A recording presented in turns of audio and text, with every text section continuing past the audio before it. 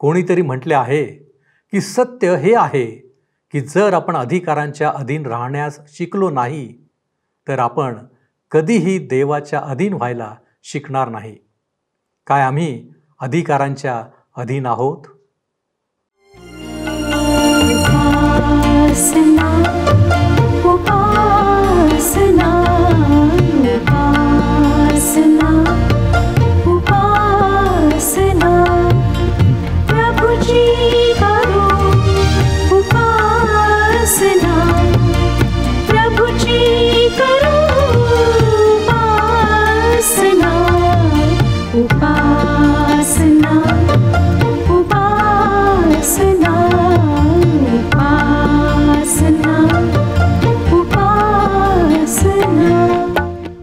तारणाऱ्या प्रभू येशू ख्रिस्ताच्या सामर्थ्यवान नावात आपणा सर्वांस प्रेमपूर्वक सलाम. उपासना कार्यक्रमामध्ये आपले हार्दिक स्वागत. प्रियानो, बॉस किंवा मालक हे शब्द जेव्हा चर्चेत असतात त्यावेळी चर्चा करणाऱ्या प्रत्येक व्यक्ती आपल्या बॉस किंवा मालकाबद्दल तोंडसुख घेत असतात. फारच थोडे लोक अशा अधिकाऱ्यांबद्दल चांगले बोलतात. कदाचित जगिक लोकांचा हा जगिक अनुभव असू शकतो, परंतु विश्वासणाऱ्यांनी याबाबत म्हणजे आपल्या अधिकाऱ्यांविषयी, सरकारविषयी काय बोलावे, त्यांच्याविषयी आपला प्रतिसाद कसा असावा, हे प्रश्न बहुतेकांना असतात. आजच्या अध्ययनात आपण पाहणार आहोत की ख्रिस्ती लोकांची वरिष्ठ अधिकाऱ्यांप्रती काय भावना असावी, सरकारचे नियम आम्ही कसे पाळावेत, या बाबतीत आमच्या जबाबदाऱ्या काय आहेत. तर मग चला प्रियानो, आपण आपल्या अध्ययनाची सुरुवात करूया. श्रोत्यानो, ह्या दिवसांमध्ये आम्ही रोमकरास पत्र ह्याचं अध्ययन करीत आहोत. 12वा अध्याय आम्ही मागच्या कार्यक्रमात संपवला आणि आज 13व्या अध्यायाला आम्ही सुरुवात करीत आहोत. जर आपणाजवळ नवीन करार आहे तर अवश्य उघडा रोमकरास पत्र 13वा अध्याय.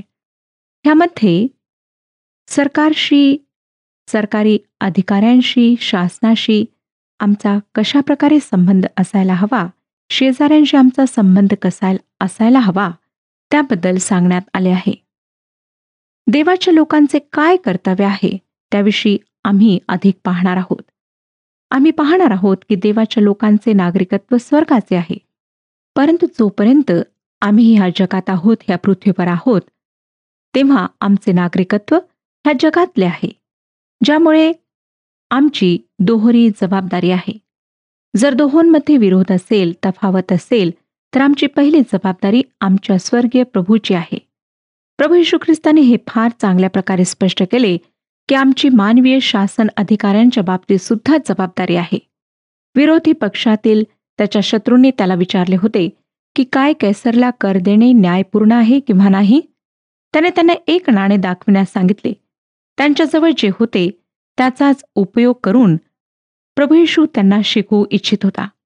त्याने त्यांना विचारले, ह्या नाण्यावर कोणाची प्रतिमा व कोणाचा लेख आहे? त्यांनी उत्तर दिले, कैसराचा. ह्यानंतर येशू ख्रिस्ताने वैशिष्ट्यपूर्ण विधान केले.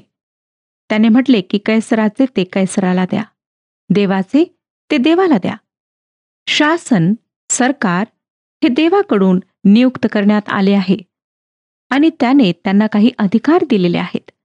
मानवीय शासनाच्या अगदी प्रारंभी त्याने म्हटले, उत्पत्तीचे पुस्तक 9वा अध्याय आणि 6व्या वचनात, की जो कोणी मनुष्याचा रक्तपात करेल त्याचा रक्तपात मनुष्याकडून होईल, कारण देवाने मनुष्य आपल्या प्रतिरूपाचा उत्पन्न केला आहे.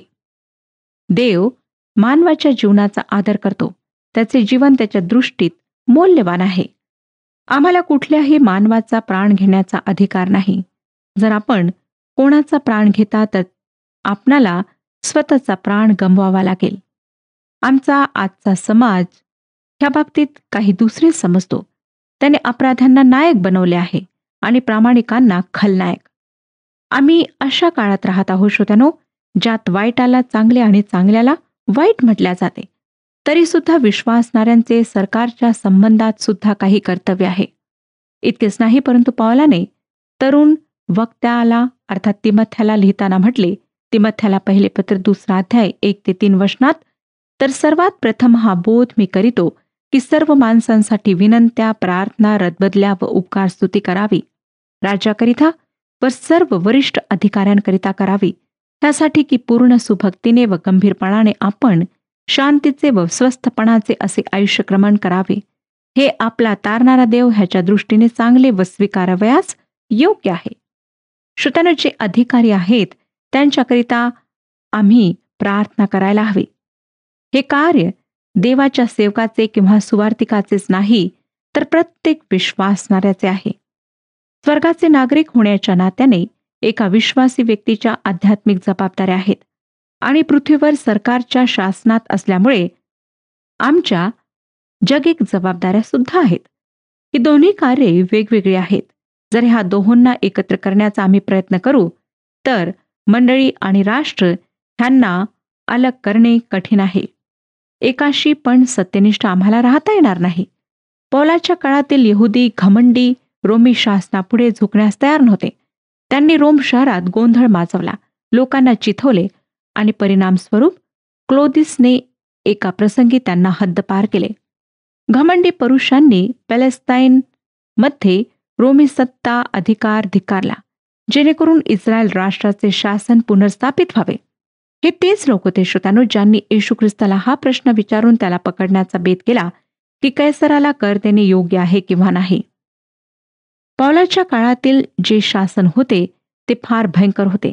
अधिकारी अगदी पागल आणि खुनी होते. नीरो बादशहा, ज्याच्याविषयी कदाचित आपण वाचले असेल, तो रोमच्या गादीवर होता आणि पिलात, हेरोद सारखे भयंकर लोक त्या काळी होते.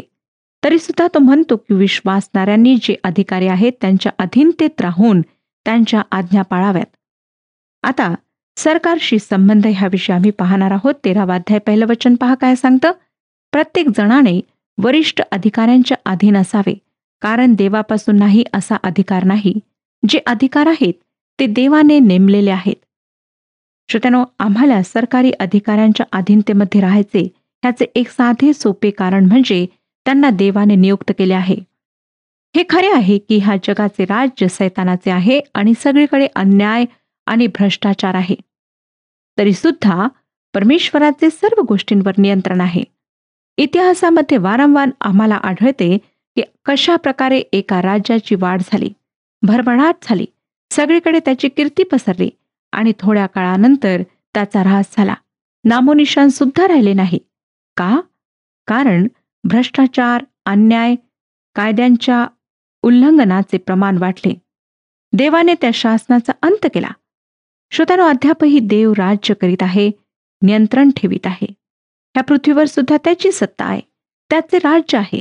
देवाने त्याच्या सिंहासनाचा त्याग केला नाही. तो स्वतःच्या रथात विजयाने अद्यापही सैर करीत आहे. पृथ्वीवर जे काही घडत आहे त्यामुळे त्याच्या कार्यात मुळीच बाधा पडलेली नाही. जेव्हा उज्जियाह राजाचा मृत्यू झाला तेव्हा तो यहुदाचा राजा होता. यशया फार अस्वस्थ झाला, निराश झाला. उज्जियाह एक चांगला राजा होता आणि यशाला वाटले की त्याच्या मृत्यूनंतर शासन व्यवस्थित चालणार नाही, अप्रामाणिकपणा वाढेल. म्हणून यशया परमेश्वराच्या मंदिरात गेला, जी अशा निराशेच्या वेळी जाण्याकरिता एक चांगली जागा आहे. तो परमेश्वराच्या उपस्थितीत गेला आणि त्याने पाहिले की परमेश्वर राजासनावर विराजमान आहे. दुसऱ्या शब्दात श्रोत्यानो, त्याने आपले राजासन सोडलेले नाही, त्यागले नाही. उज्जियाचा मृत्यू झाला होता, परंतु परमेश्वर जिवंत होता. तो राजासनावर होता, त्याची सत्ता कायम होती. आता ख्रिस्ती व्यक्तीची निष्ठा त्या राजासनावर आहे आणि ह्या पृथ्वीवरील अधिकाऱ्यांशी जो संबंध आहे त्याचा तो आहे अधीनता. दुसरं वचन पहा काय सांगतं. 13वा अध्याय 2 वचन. म्हणून जो अधिकाराला आड येतो तो देवाच्या व्यवस्थेस आड येतो आणि आड येणारे आपणावर दंड ओढवून घेतील. दुसऱ्या शब्दात, जो कोणी अधिकारांच्या आड येतो तो देवाच्या व्यवस्थेच्या आड येतो आणि जे आड येतात ते स्वतःवर न्याय ओढून घेतात. आता आपण प्रश्न विचारू शकता की एका विश्वासणाऱ्याने अशा स्थितीत काय करावे जेव्हा एखादा अधिकारी परमेश्वराच्या विरुद्धात कार्य करतो. विश्वासणाऱ्यांनी वाईट आणि अन्यायी सरकारचा विरोध केला आणि चांगल्या सरकारची मदत केली, कारण त्यांचा हा विश्वास होता की चांगले सरकार देवाद्वारे नियुक्त करण्यात येते. इतिहासात विश्वासणाऱ्यांनी न्याय आणि सुव्यवस्था ह्यांची साथ दिली, प्रामाणिकपणा आणि न्यायप्रियतेची साथ दिली, जेणेकरून अन्याय, नीतिभ्रष्टता ह्यांचा विरोध करण्यात यावा. इतिहासात अशा प्रकारचे बरेच संघर्ष झालेले आम्हाला आढळतात. आणि श्रोत्यांनो, आज सुद्धा आपण अशाच ठिकाणी आहोत. एका विश्वासणाऱ्या व्यक्तीला अशा समयी योग्य निर्णय घेणे कठीण आहे. खरे पाहिले असता सरकारमध्ये काहीच वाईट नाही. वाईट आहे श्रोत्यांनो, तर त्यांच्यामध्ये ज्या लोकांद्वारे सरकार बनते त्या लोकांमध्ये वाईट आहे. जे लोक सत्तेवर येतात तेच अयोग्य कार्य करून सरकारला दूषित करतात. ख्रिस्तीपण ही काही चळवळ नाही ज्याद्वारे सरकारला सुधरविण्यात यावे किंवा समाजसेवा करून शहरे स्वच्छ करावीत. ख्रिस्तीपण म्हणजे शुभवर्तमान प्रसार करणे, ज्याद्वारे प्रत्येक व्यक्तीने उद्धाराचा अनुभव प्राप्त करावा. 3 आणि 4 वचने पुढे सांगतात, कारण चांगल्या कामाला अधिकाऱ्यांची भीती असते असे नाही, तर वाईट कामाला असते. जेव्हा अधिकाऱ्याची भीती नसावी अशी तुझी इच्छा असल्यास चांगले ते कर, म्हणजे त्याच्याकडून तुझी प्रशंसा होईल. कारण तुझ्या हितासाठी तो देवाचा सेवक आहे. पण जर तू वाईट करशील तर त्याची भीती बाळग, कारण तो तरवार व्यर्थ धारण करीत नाही, तर क्रोध दाखविण्याकरिता वाईट करणाऱ्याचा सूड घेणारा असा तो देवाचा सेवक आहे. श्रोत्यांनो, सरकारचे कर्तव्य आहे की त्याने न्याय आणि सुव्यवस्था कायम ठेवावी. परंतु जेव्हा सरकार ह्या गोष्टीत सतर्क राहत नाही तेव्हा ते सरकार अपयशी ठरते. आम्हाला आमच्या अधिकाऱ्यांना जे शासन करतात त्यांना मान द्यायचा आहे, त्यांचा आदर करायचा आहे. 5वं वचन पहा पुढे काय सांगतं, म्हणून क्रोधामुळे केवळ नव्हे तर सद्सद विवेक बुद्धीमुळेही अधीन राहणे अगत्याचे आहे. ख्रिस्ती लोकांना नियमांचे आणि आज्ञांचे पालन करायचे आहे. ह्यासाठी नाही श्रोत्यांनो की आमचा न्याय होणार आणि जर आम्ही पालन करणार नाही तर आम्हाला दंड भरून द्यावा लागणार. परंतु वचन आम्हाला सांगतं की सद्सद विवेक बुद्धीकरिता आम्ही त्यांचे पालन करावे. 6वं वचन, ह्या कारणास्तव तुम्ही करही देता, कारण अधिकारी देवाची सेवा करणारे आहेत व ते ह्या सेवेत तत्पर असतात. या ठिकाणी सेवक हा शब्द प्रयोग पूर्णपणे धार्मिक सेवेशी संबंधित आहे. हा शब्द इब्री लोकासपत्र 1 अध्याय आणि 14व्या वचनात उपयोगात आणला गेला आहे. आणि येथे हा शब्द स्वर्गदूतांच्या सेवेकरिता उपयोगात आणला गेला आहे. ह्याचाच अर्थ श्रोत्यानो की जे शासन करता आहेत ते जरी धार्मिक कार्य करण्यास नियुक्त केल्या गेले नसले तरी त्यांना परमेश्वराने नियुक्त केले आहे आणि ह्यामुळेच आम्हाला कर देणे अवश्य आहे.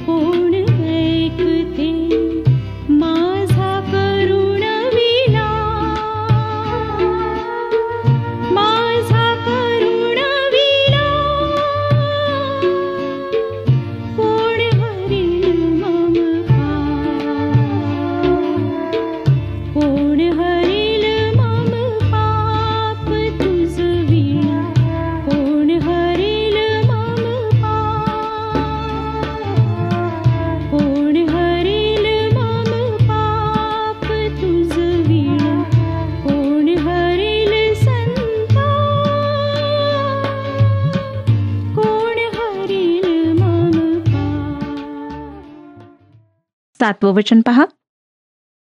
ज्याला जे द्यावयाचे ते त्याला द्या, ज्याला कर द्यावयाचा त्याला तो द्या, ज्याला जकात द्यावयाची त्याला ती द्या, ज्याचा धाक धरावयाचा त्याचा धाक धरा व ज्याचा सन्मान करावयाचा त्याचा सन्मान करा. पॉल ख्रिस्ती व्यक्तीच्या कर्तव्यांची सूची पूर्ण करीत आहे. श्रोत्यानो, जर आपण ख्रिस्तावर विश्वास ठेवणारे आहात आणि स्वतःला ख्रिस्ती म्हणवता, तर स्वतःचे परीक्षण करा. काय आपण कर न देऊन चोरी तर करीत नाही? विद्युत किंवा पाण्याची चोरी तर करीत नाही? कारण बरेच लोक तार टाकून सरकारी खांब्यांवरून विद्युत चोरी करतात.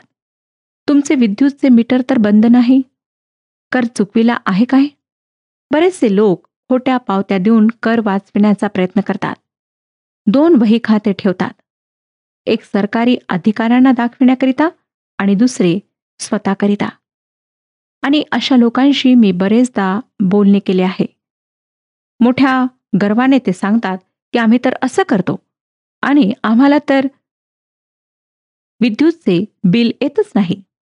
श्रोत्यानो, जरी आपण ह्या बाबतीत स्वतःला फार मोठे समजता, गर्व करता, परंतु परमेश्वरासमोर आपण दोषी आहात आणि परमेश्वर एक दिवस आपला न्याय करेल. आपण सुटू शकणार नाही. आज परमेश्वराची दृष्टी आपणावर आहे, परंतु ह्यावेळी तो फक्त परीक्षण करीत आहे. ह्यावेळी तो आपणाला शिक्षा देणार नाही, परंतु एक दिवस येईल की आपला न्याय होईल. न्यायाधीशाच्या रूपात प्रभू येशू ख्रिस्त ह्या जगात येणार आहे. श्रोत्यानो, ख्रिस्ती होणे म्हणजे परमेश्वर आणि सरकार दोहोंसोबत विश्वासी होणे आहे. ख्रिस्ती म्हणवणे साधे काम नाही. ख्रिस्ती जीवन हे साक्षीचे जीवन आहे. बऱ्याचशा लोकांना वाटतं की आम्ही ख्रिस्ती झालो म्हणजे संपले, परंतु खरे जीवन त्यानंतरच सुरू होते. आपण जेव्हा प्रभू येशू ख्रिस्ताला जीवन समर्पित करता, त्याला तारणारा म्हणून स्वीकारता, त्यानंतर आपली खरी परीक्षा होते. बरेचसे लोक येशू ख्रिस्ताला जीवनात स्वीकार तर करतात, परंतु ज्या जुन्या गोष्टी ते करीत आहेत किंवा करीत होते त्यांचा ते त्याग करीत नाहीत. त्या त्यांच्या जीवनामध्ये तशाच घडत राहतात. आणि म्हणूनच श्रोत्यानो, आध्यात्मिक रूपाने अशा लोकांची वाढ होत नाही. अशा लोकांना आशीर्वाद प्राप्त होत नाहीत. काही ना काही समस्या, काही ना काही त्यांच्या जीवनामध्ये घडतच राहते. मी आपणाला सांगितले की ख्रिस्ती जीवन हे साक्षीचे जीवन आहे. लक्षात ठेवा, जर आज आपण स्वतःला ख्रिस्ती म्हणवता, तर संपूर्ण जग आपणाकडे पाहत आहे की आपण कशा प्रकारचे आचरण ठेवता, कशा प्रकारे आपण व्यवहार करता. आपल्या जीवनाच्या द्वारे आम्हाला एक जिवंत साक्ष जगाला द्यायची आहे. आमच्या जीवनाचा मुख्य उद्देश आहे तारणाच्या संदेशाला प्रत्येकापर्यंत पोहोचवणे. श्रोत्यांनो, आपण कपाळावर पट्टी लावून असं म्हणू शकत नाही की मी ख्रिस्तावर विश्वास ठेवणारी व्यक्ती आहे किंवा मी ख्रिस्ती आहे. ते करण्याची आपणाला गरज नाही. आपणाला आपल्या जीवनाच्या द्वारे दाखवायचे आहे की आपण एक ख्रिस्ती व्यक्ती आहात. आपण विश्वासणारे आहात. आपले बोलणे, चालणे, आपले वागणे, आपण आपल्या कार्यालयात ज्या ठिकाणी आपण नोकरी करीत आहात त्या ठिकाणी कशा प्रकारे वागता, कशा प्रकारे आपण सत्याकरिता खंबीरपणे उभे राहता, हे फार महत्वाचे आहे. काय ज्या ठिकाणी आपण कार्य करीत आहात त्या ठिकाणी लोक आपणाला प्रामाणिक व्यक्ती म्हणून ओळखतात, किंवा आपण सुद्धा लाचलुचपत देता, लाचलुचपत घेता, दुसऱ्यांची निंदा करता, शिव्यागाळी करता, आणि जेव्हा वेळ येते तेव्हा आपण मारामारी करण्याकरिता पुढे सरसावता. जर अशा प्रकारचं आपलं जीवन आहे तर आपण ख्रिस्ताकरिता निंदेला कारण ठरलेले आहात. सरकार जरी अयोग्य लोकांद्वारे बनलेले आहे तरी आम्हाला त्यांचा आदर करायचा आहे. जे अधिकारी लोक आहेत त्यांच्या अधीनतेमध्ये आम्हाला जीवन जगायचे आहे. त्यांचा आदर करून त्यांचा मान त्यांना द्यायचा आहे. एक ख्रिस्ती व्यक्तीचे जरी स्वर्गीय नागरिकत्व आहे तरी तो ह्या पृथ्वीवर सुद्धा एक आदर्श नागरिक म्हणून जगू शकतो. काय श्रोत्यानो, आज आपण भारताचे आदर्श नागरिक म्हणून जीवन जगत आहात, किंवा आपले जीवन दुसऱ्यांकरिता भयंकर असे ठरलेले आहे? मला अनेक लोक माहीत आहेत की ज्यांच्या जीवनाच्या द्वारे दुसरे जे विधर्मी लोक आहेत त्यांना ठेस पोहोचलेली आहे. ख्रिस्ताकडे येता येता ते वापस परतले आहेत. कारण त्यांनी ख्रिस्ती लोकांच्या जीवनामध्ये कुठल्याच चांगल्या गोष्टी पाहिलेल्या नाहीत. अनेक लोक म्हणतात की ख्रिस्ती होण्यापेक्षा आमच्या धर्मातच आम्ही चांगले आहोत. कमीत कमी आम्हाला परमेश्वराचं भय आहे. परंतु जे स्वतःला ख्रिस्ती म्हणवतात ते परमेश्वराचं भय बाळगत नाहीत. कदाचित माझे हे म्हणणे सांगणे आपणाला आवडणार नाही, परंतु ही सत्य परिस्थिती आहे, वास्तविकता आहे. आपण हिला नाकारू शकत नाही. श्रोत्यानो, आज परमेश्वर आपणाला सांगत आहे की ज्या ठिकाणी आपण कार्य करीत आहात त्या ठिकाणी जे अधिकारी आपणावर आहेत त्यांचा मान करा, त्यांना आदर द्या आणि त्यांच्या अधीनतेमध्ये राहून आपले कार्य पूर्ण करा. आणि मग परमेश्वराचे आशीर्वाद आपणाला प्राप्त होतील. ह्याची पर्वा करू नका की मला काही फायदा होईल किंवा नाही. होऊ शकतं की खोटे बोलून आणि वाईट गोष्टी करून आपण कदाचित त्या अधिकाऱ्याला खुश करीत आहात, परंतु आपण परमेश्वराला दुखवत आहात. परमेश्वराच्या वचनांच्या विरुद्धात आपण वागत आहात. आपल्या जीवनामध्ये परमेश्वराचं स्थान प्रथम आहे आणि त्यानंतर ह्या जगातील अधिकारी, जगातील नातेवाईक आणि इतर लोक आहेत. आपल्या जीवनामध्ये परमेश्वराला आज कोणते स्थान आहे? जर आपल्या कार्यालयात आपणाला खोटे बोलावे लागत आहे तर परमेश्वराजवळ प्रार्थना करा. परमेश्वर त्या परिस्थितीतून आपणाला अवश्य बाहेर काढेल. जर आपणाला आपला अधिकारी लाचलुचपत घेण्यास किंवा देण्यास उत्साहित करीत आहे तर त्या अधिकाऱ्याकरिता प्रार्थना करा. परमेश्वराकरिता काहीच कठीण नाही. परमेश्वर त्या अधिकाऱ्याला अवश्य परिवर्तित करेल. तुमची ती परिस्थिती तो परिवर्तित करेल आणि जर नाही तर आपणाला दुसऱ्या ठिकाणी नोकरी देईल. श्रोत्यानो, आम्हाला सत्याकरिता उभे राहायचे आहे, खंबीर व्हायचे आहे. परमेश्वराची जिवंत साक्ष आम्हाला इतरांना द्यायची आहे. जर आपण स्वतःला ख्रिस्ती म्हणवता, विश्वासणारे म्हणवता, तर स्वतःच्या जीवनाचे परीक्षण करा आणि पहा की आपण कोणत्या प्रकारचे जीवन व्यतीत करीत आहात. काय आपण नावापुरते ख्रिस्ती आहात आणि आपल्या जीवनाच्याद्वारे ख्रिस्ताची निंदा होत आहे, लोक ख्रिस्ताला नाव ठेवत आहेत, तर पश्चाताप करा. आज प्रभू येशू ख्रिस्त आपणाला पश्चाताप करण्याकरिता सांगत आहे. त्याची हीच इच्छा आहे की आपण अशा प्रकारचे जीवन अधिक न व्यतीत करता त्याच्याजवळ यावे, आपले संपूर्ण त्याला समर्पित करावे. श्रोत्यानो, जर आपण असे कराल तर कठीण तर जाईल, परंतु एक आनंद, एक शांती आपणाला प्राप्त होईल, जी शांती ह्या जगामध्ये आपणाला कुठेही प्राप्त होणार नाही. एक विलक्षण आनंद आपणाला प्राप्त होईल. म्हणून श्रोत्यानो, अधिक वेळ न गमावता आताच जे काही आपल्या जीवनामध्ये अयोग्य आहे ते सर्व ख्रिस्तासमोर कबूल करा, क्षमा मागा आणि म्हणा की प्रभू, तू माझी मदत कर, जेणेकरून एक प्रामाणिक, सत्यनिष्ठ असं जीवन मी व्यतीत करावे. परमेश्वर आपली प्रार्थना ऐकणारा आहे. तो प्रार्थना ऐकून उत्तर देणारा परमेश्वर आहे. तो आपणाला कधीच त्यागणार नाही, कधीच सोडणार नाही. त्याची दृष्टी तुमच्यावर आहे.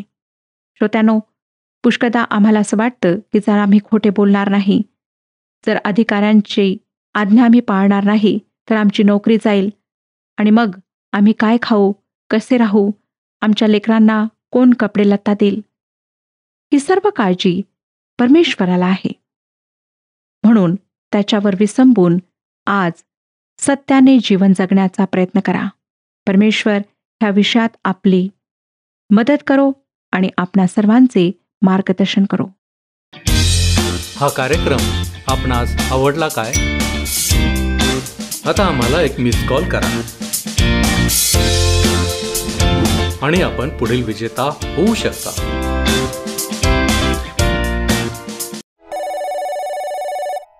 प्रियानो, आपण पाहिले की पौलाने या महत्त्वाच्या विषयावर उत्तमरित्या मार्गदर्शन केले आहे. अनेक विश्वासणाऱ्यांच्या जीवनामध्ये ही समस्या असते की त्यांच्या वरिष्ठांबद्दल त्यांना चांगले बोलता येत नाही.